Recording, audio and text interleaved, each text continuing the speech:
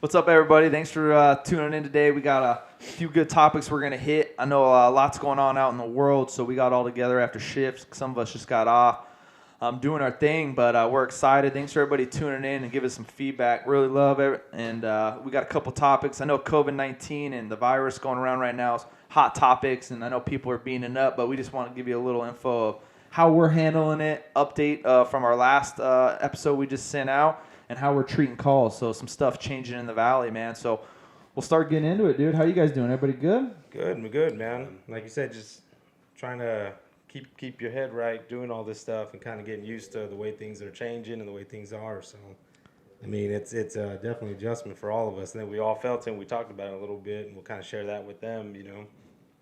It feels like the pace is just fast, dude. Like information, this is going on, and like keeping up, dude. You're trying to keep in that headspace of like we have a lot going on right now, and we're supposed to be like firing at all cylinders. Yeah. Sometimes you feel like you're firing at 4 rather than 6, man. So we'll explain some of those reasons, but it's just crazy how much. Yeah. The craziest part is when you log in your email.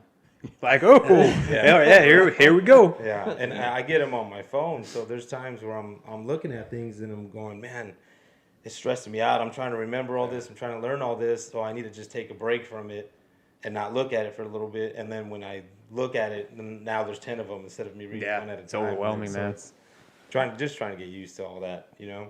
I think that the trippy part is, for me, is because it's still so unknown.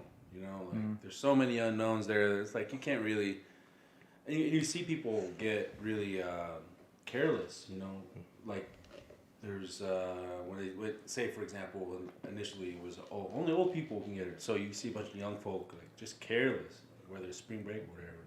But all those unknowns is what trips me out, or makes you feel like you can't put your guard down. Yeah.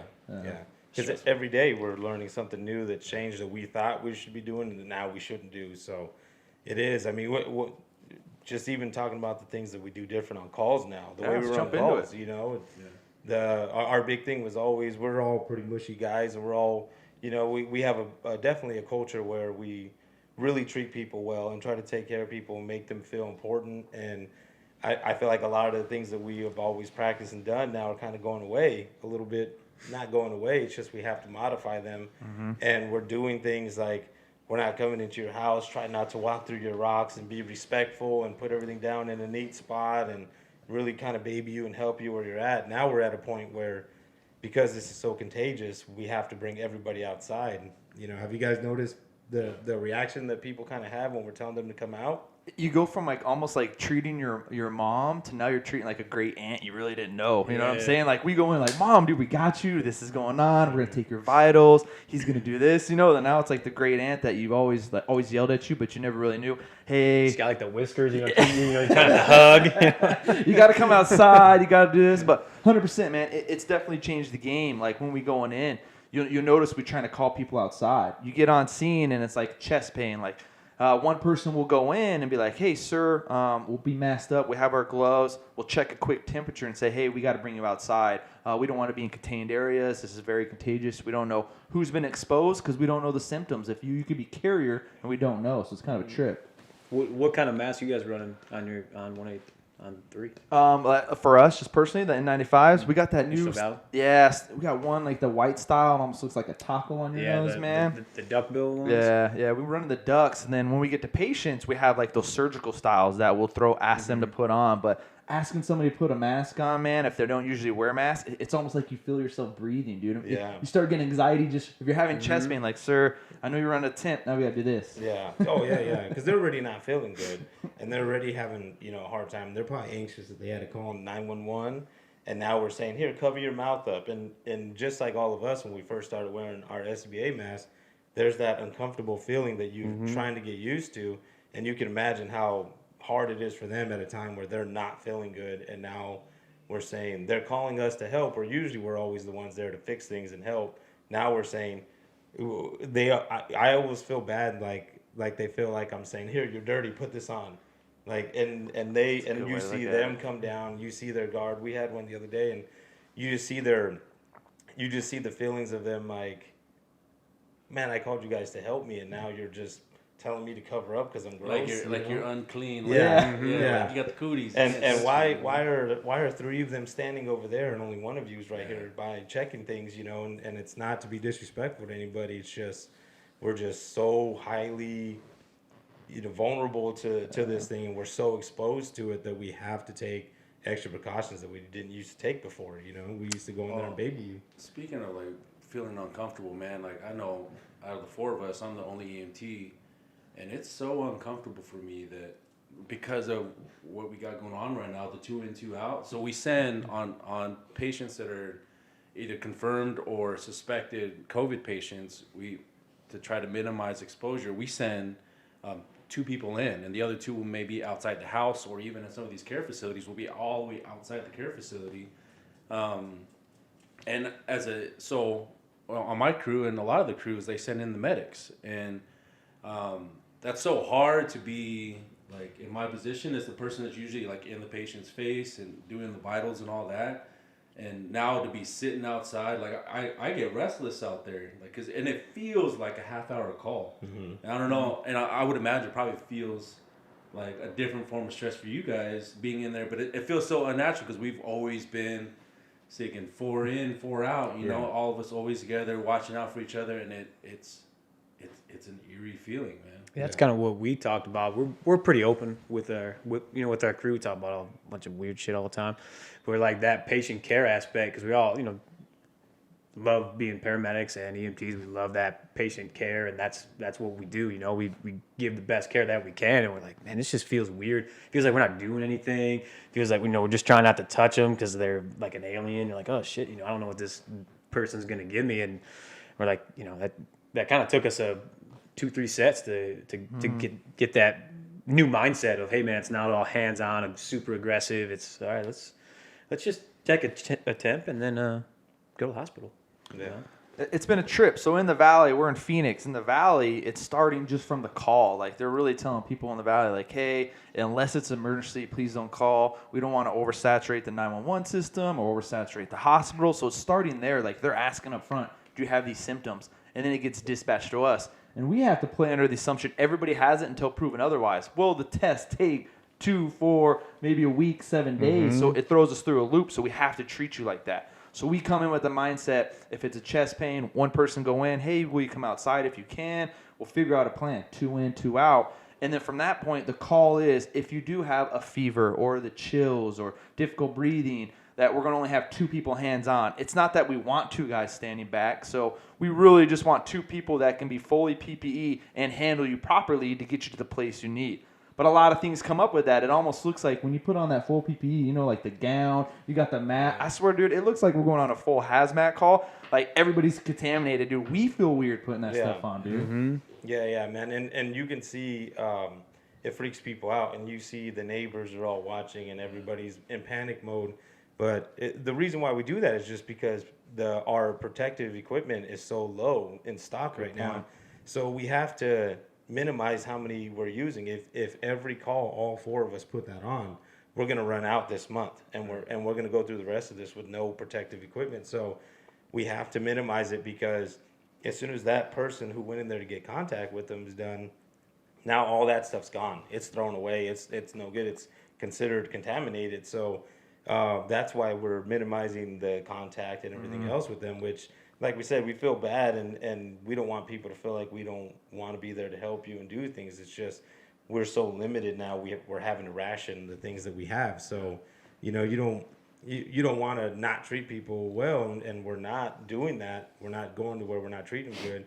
It's just we're not up to the standards that we're so used to, where we would just pride ourselves on great patient care and taking care of people and making them happy with the end product, Isn't it kind of humbling, man, like how good we do have it in the Valley, dude? Yes. Like even just switching stuff up like this and constantly getting updates and changing the way we handle people. But I'm not going to lie, man, we are so spoiled. And I'm grateful for it. I mean, even like being hypersensitive, the awareness it's bringing to all of our tools, how we use stuff, being thankful for our equipment, man. Imagine some of these other countries, third world countries, they don't have anything. You know, like we're almost playing in that realm right now. Don't get me wrong, we're spoiled. We got these nice apparatus and equipment, but like our PPE, like you get on, you're like, hey man, you only have 1 mask. You got to put it in a bag. You got to keep this mask. If you get super exposed, we'll give you another one. But you get one. You know, it's kind of a trip playing in that realm, man. That's crazy, man. Even too, like I saw a headline of another country where they were like mass producing hospital beds, right? And I was just for America, and I was thinking like, America. man, we got it that good that we have that much money that like I'm sure there's not a shortage of there. They need them too, you know. Yeah. But we've just been blessed to like even just grow up in a country where there is that kind of those funds to even do that. And I can't imagine being like I could imagine being back in the islands and getting the last headline I saw on Tonga, like there's still no confirmed cases there. They're one of 18 countries in the world that still haven't had a confirmed case, and it's just like, man, I don't know what the response would be like there because I haven't been there in years, but it's crazy to think what people are going through, what limited resources they have. Yeah.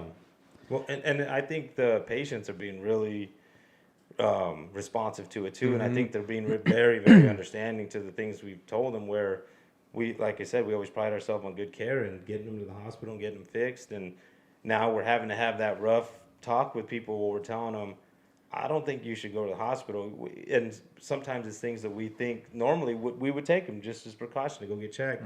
And now we're having to tell people, I don't think you should go because you have this problem going on right now, but you're going to come back with worse problems, you know? And I think, you know, every place has their frequent callers and the frequent people that you're used to taking to the hospital a lot. And we're having to tell them, and it's an adjustment for them too of, I don't think you should go, but I've noticed a lot of people are being really responsive to it and understanding that why we're saying that. We're not trying to downplay them and down talk them and say, no, you're not serious, you're not going.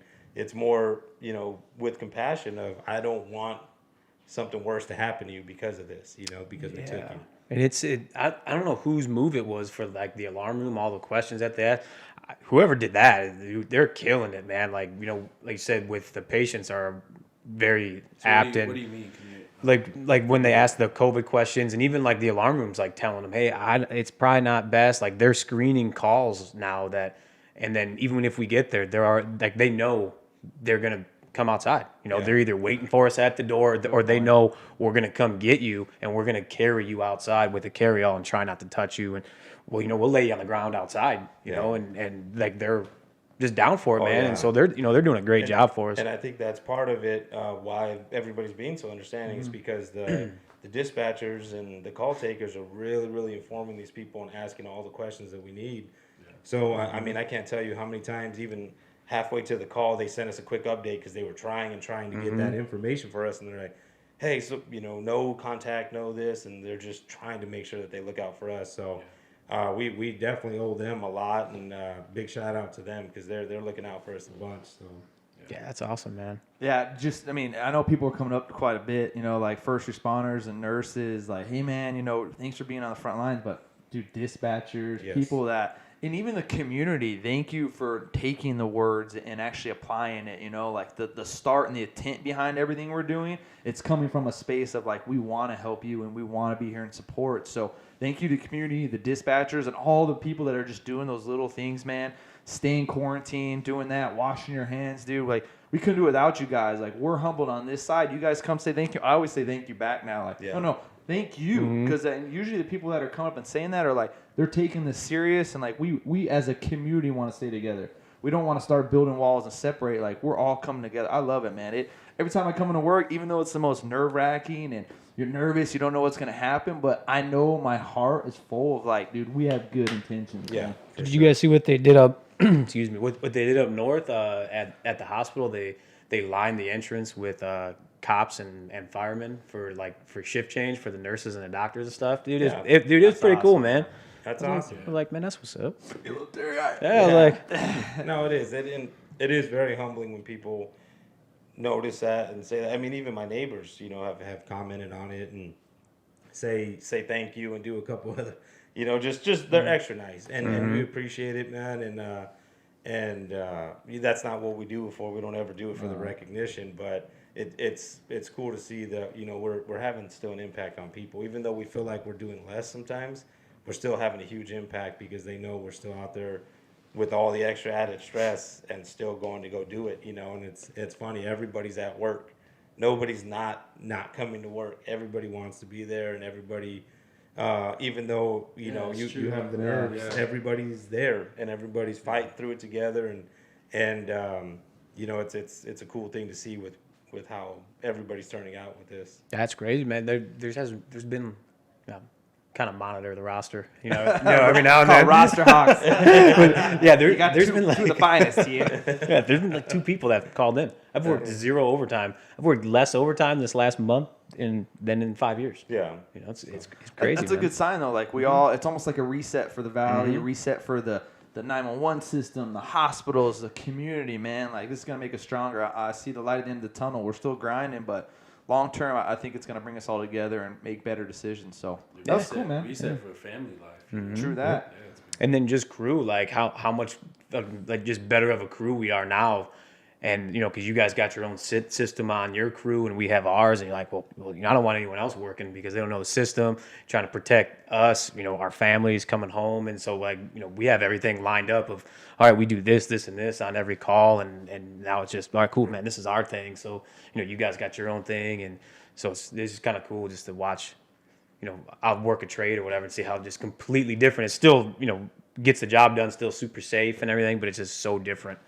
And The way we're sharing info, the way we're kind of like engaged with each other. I mean, I know a lot of like other people in the valley who run a call, 15 calls, still running 20 calls, but still having that mindset. We're cleaning our stuff, we're deconning.